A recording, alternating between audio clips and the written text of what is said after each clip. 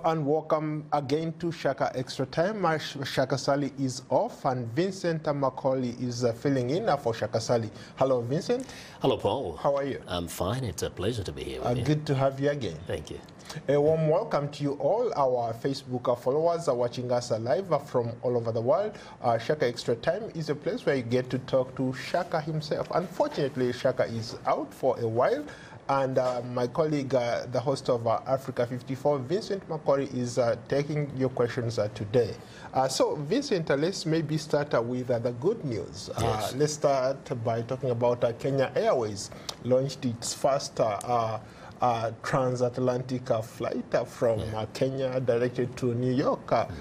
Maybe talk to me about the significance of having a direct flight from Kenya to First, I mean, there's been a lot of excitement after this very long kind of anticipated flight. The Maiden flight eventually made it to New York. And there's so much significance to this. First, we have the issue of just being able to travel within 15 hours and make it to Kenya, whereas, you know, at the moment people have been having to go through Europe, which means you lose about 5-6 hours or sometimes more.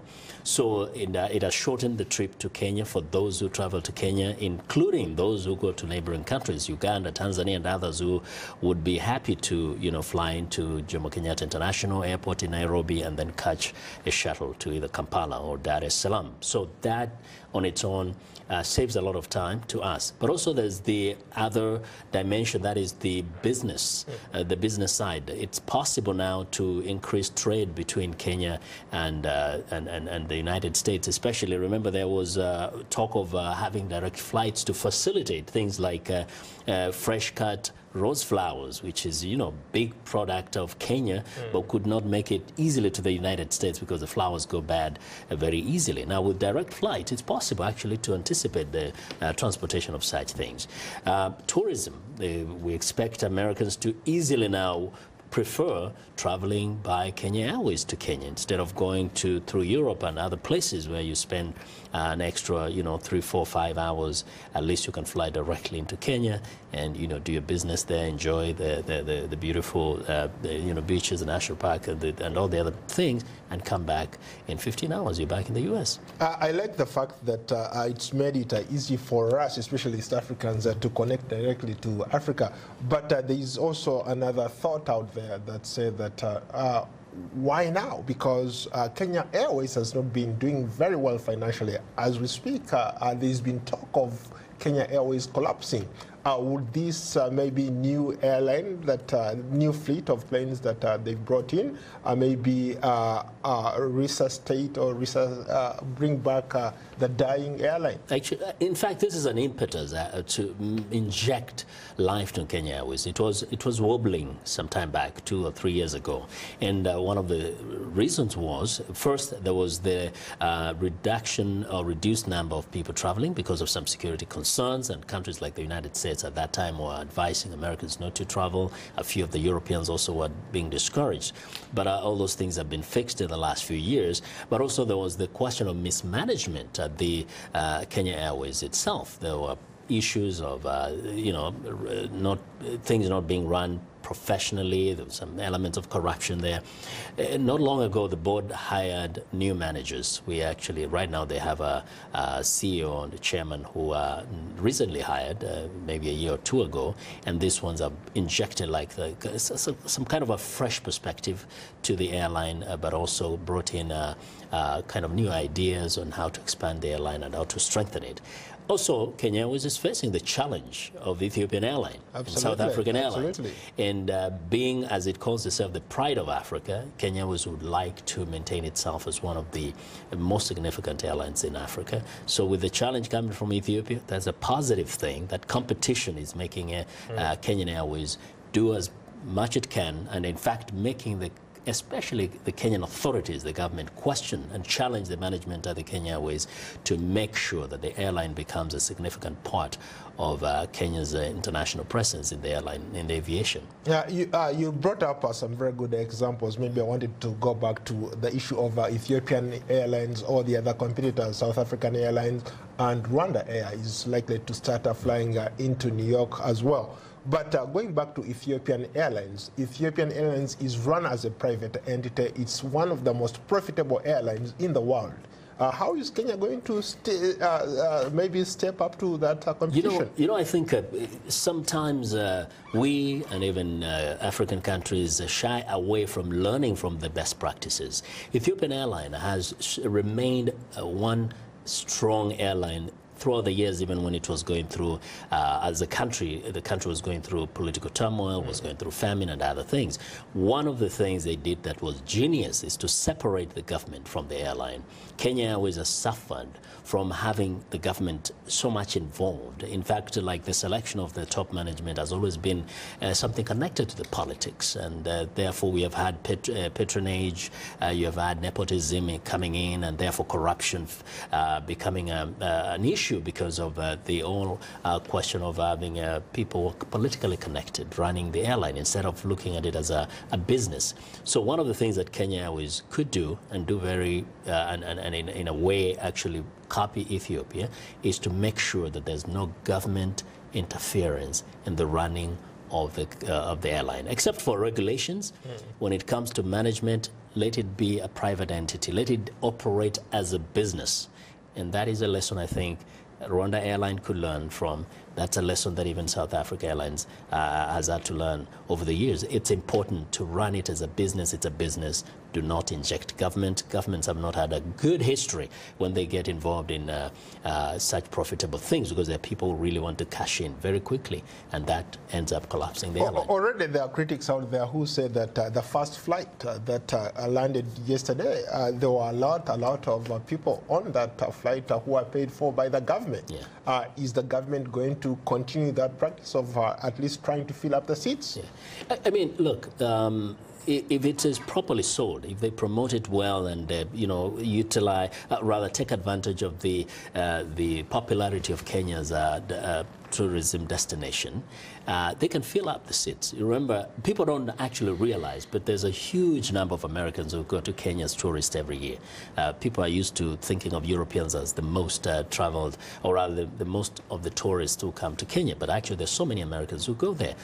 But Kenya needs to stop the wastage. We've seen government officials travel on Kenya Airways, travel to watch the World Cup, travel to watch the Olympics. In business class. In business class. And that is government money that is wasted. I mean, accountability, even you look at back in the United States, there is never supposed to be any free ticket for anybody, whether you work for the government or not. So the wastage has to end, because you jeopardize such a wonderful airline, such a big enterprise, because of giving some favors to government officials. People just have to learn that this is not about a favor. This is a business. It has to be profitable, so the government has to pull back from those bad practices of doing favors to friends. In fact, you did not need to have so many government officials or other people who were taking free rides on this airline. No, maybe they should borrow a leaf from US Airlines, because even us as government workers, we never fly business at all. Yeah. They always make sure that you fly. Actually, they give you the cheapest ticket to fly. And the anywhere. reason is a person needs, any African government is to learn that government is not a money-making enterprise. Government depends on taxpayers' money. And you cannot use taxpayers' money for luxuries only for the chosen few. So the moment you start enjoying all these things and having luxurious travels abroad on first class, you have to remember this is riding on the backs of the poor on the continent, who can never, most of them never even afford a plane ticket to anywhere. Let's go to a different topic, still in Kenya, the SGR. Yeah. This the one that was built up by the Chinese. It has had trouble in its first year, and now we are looking at the second phase from Nairobi to Naivasha. We are still having experiences, but as of today, the Ugandan government announced that they are putting on hold, or probably even suspending, the construction of the SGR.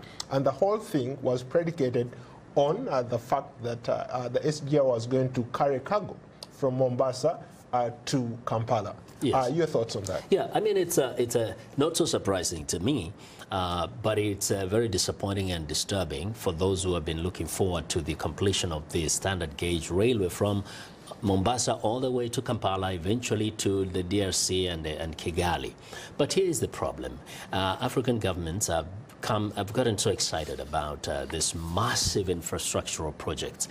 Very commendable, because you want to connect the continent. You want to make sure that people can move from one place to another and do, business. And China has come in. But there's something very fundamental that has been forgotten. You cannot successfully implement this project without having a certain level of cooperation between and amongst all these African nations. So take an example of Kenya and Uganda.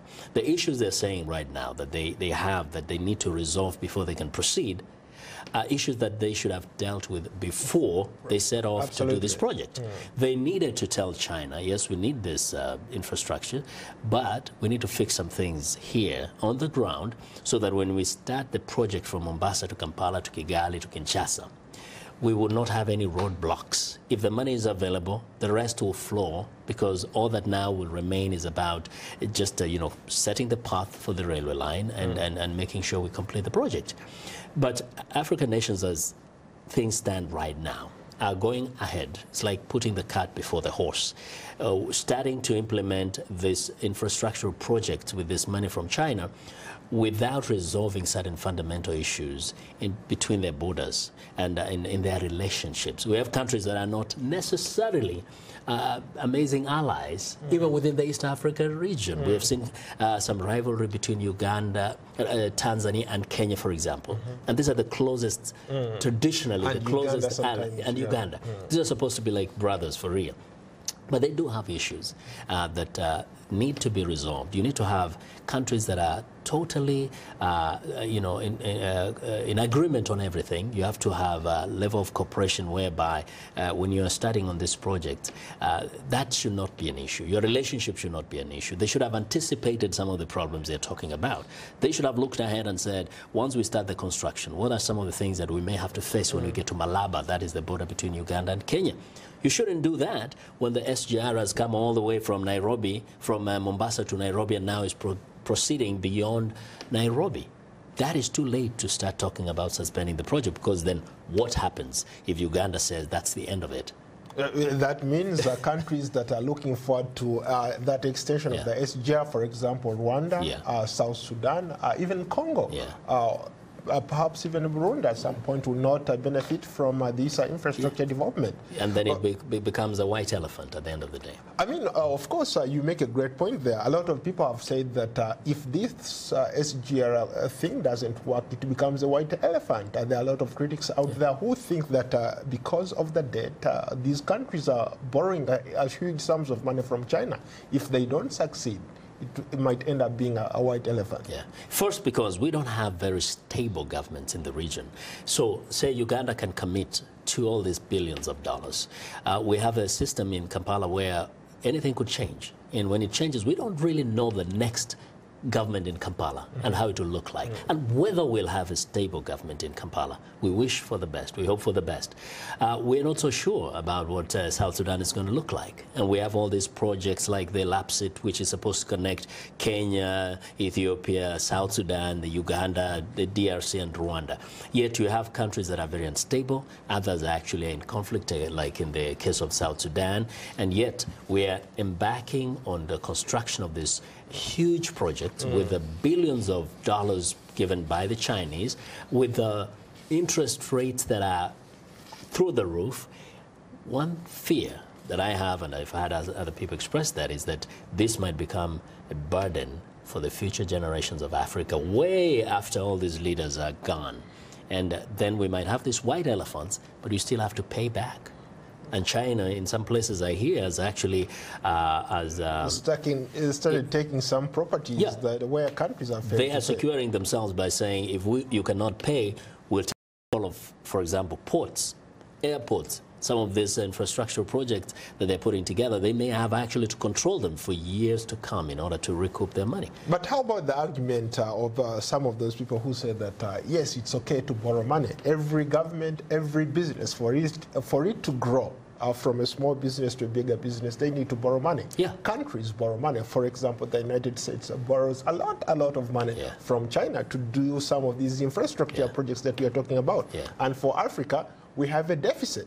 We don't have that infrastructure, we don't have the technology. And the only way we can get that is to borrow money and get that technology from China. Oh, yes, borrowing money is important. Even individuals borrow money. But if I want to borrow money, I go out there to, let's say we were talking about East Africa or Africa, I go to a bank, I ask them I want to get a loan.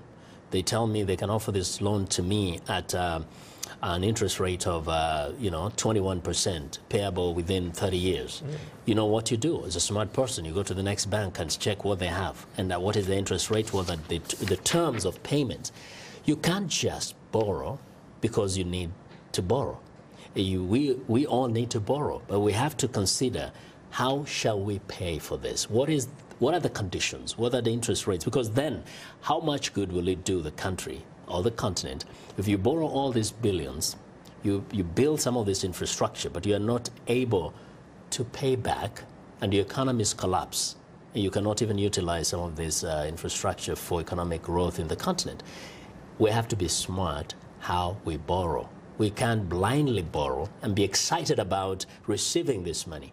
It is like an irresponsible father who borrows against the home in which his children lives, and when he finally dies, the bank takes it over. They take it over, these kids become homeless. That's not loving, that's not smart. That's a perfect segue to our next segment. But before we go to the comment section, a reminder that you are watching Shaka Extra Time, a show that comes to you live every Tuesday. Shaka Ssali is off, and my colleague Vincent Makori, the host of Africa 54, is filling in for Shaka Ssali. Let's go to South Sudan. Good news. I don't know whether it's good news or just one of those things that we've been talking about for a very long time. The former vice president turned rebel leader Riek Machar is going to go back for the first time in so many years, apparently to celebrate what they call the final peace deal. Yes. Your thoughts? You know, this actually makes me think about, I think there was a viewer who may have asked a question about how do journalists become involved in politics. Here's the thing. I don't get too excited about South Sudan yet, because there was a time I was extremely hopeful. That's when they were struggling to get their own independent country. And then we witnessed all these peace deals over the years. What have we seen is disappointment after disappointment, breaking of agreement, violating deals after violating deals. So perhaps it's good and hopeful to see Machar return back for the ceremony that they're going to have. But as far as I'm concerned, until and unless we witness in a prolonged, really satisfactory period that deal is being implemented, that people of South Sudan are actually confident enough to go back home and get away from, move from the refugee camps in Uganda and settle in a country that is peaceful and hopeful, and that all the corruption in Juba can be eliminated, or at least there can be an effort to eliminate, to fight corruption so that people can see the benefits of living in South Sudan. This could be just one of those other irrelevant, meaningless ceremony that will take place. People go back home after entertaining these dignitaries, and the next thing you know is there's disagreement. Machar is not willing to go back to Juba, or perhaps if he's back in Juba, he's kind of, is again taking off back to where he came from. But what has changed? We've seen since independence in 2011, there's little or no development at all. You could argue that maybe a few things have been done here and there. But in 2013, the country outrightly went back to war. They've been fighting each other, killing each other. Nothing has changed. So in terms of the peace process, I don't even know how this whole thing is going to hold. Yeah, nothing has changed because the leaders are more concerned about themselves. If you look at all these negotiations, a great part of it is about how do we share power. Nobody's talking as strongly about how do we dignify our citizens, the people of South Sudan, so that people don't have to live in refugee camps, so that our women and children don't have to be victims of rape, every cycle of violence. The biggest push was about, I want to have more powers as a first vice president, and we're going to have a second vice president. It's all about the benefit to the leaders. It's become like this chaos, this actually, the civil war has become of a windfall for so many of these politicians in South Sudan. We saw a recent documentary by John Allen Namo looking at how money has been moving from South Sudan. It's about how much we can eat and take. Yes, and you cannot take that kind of money if you have a stable government, a democratic government, a very transparent government that is fighting against corruption. Everybody is benefiting from the chaos, because then you can transport this money, whether you're a government official or you control some region as a rebel leader. So until we see something happening, and until South Sudanese leaders stop blaming other people, international community, the United States have not done this, the Europeans have not done this, until they take charge of their country and recognize that this is their baby, this is their country, this is their house, this is their home, this is their heritage, we will continue witnessing this despicable, brutal conflict take lives and victimize so many innocent women, children, and people of South Sudan. Okay, let's go to something totally different from let's go to something positive. Let's start with a commenter from Uganda, Karl Marx. As Africa is still gender biased, you can see this by how we emphasize the newly appointed president of Ethiopia.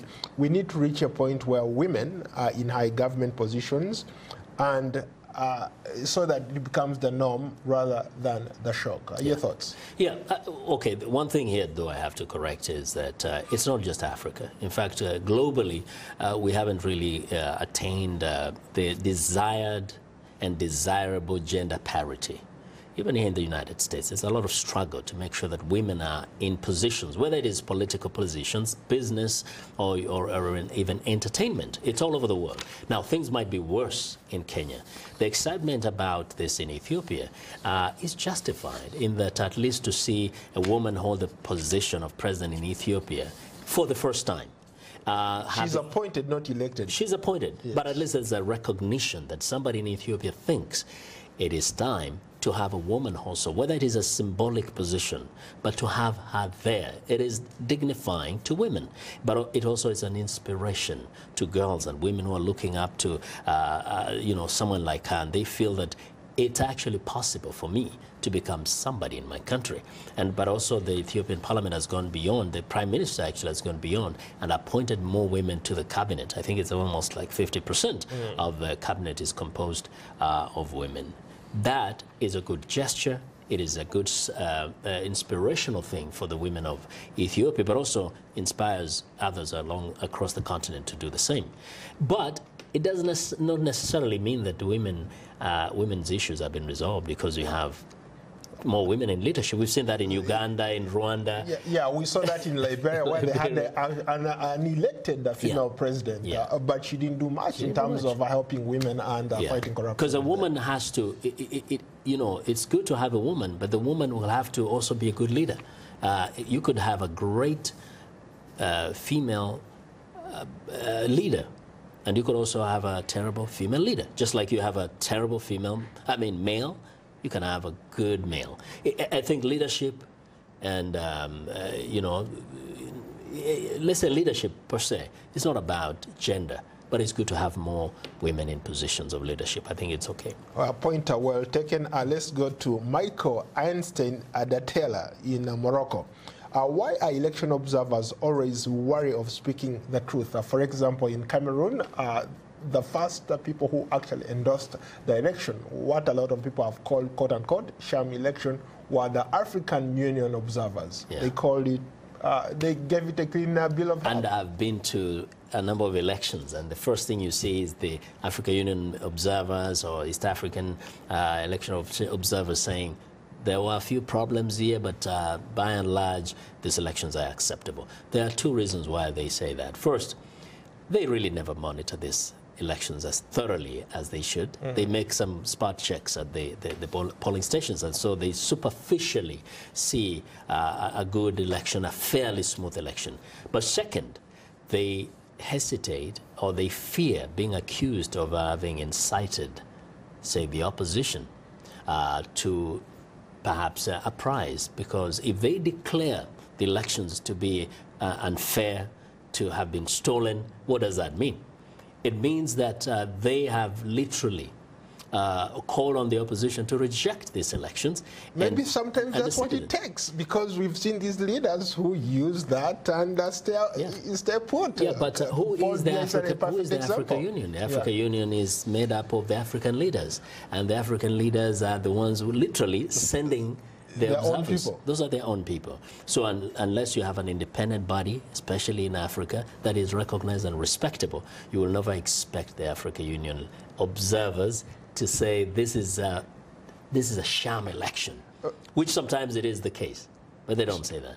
But we've seen examples of other observer teams from here, the United States, from the European Union, said the same thing when they clearly know there were issues. For me, I think, first, they never really get the opportunity to see those issues. Most of the observer teams have been on the ground.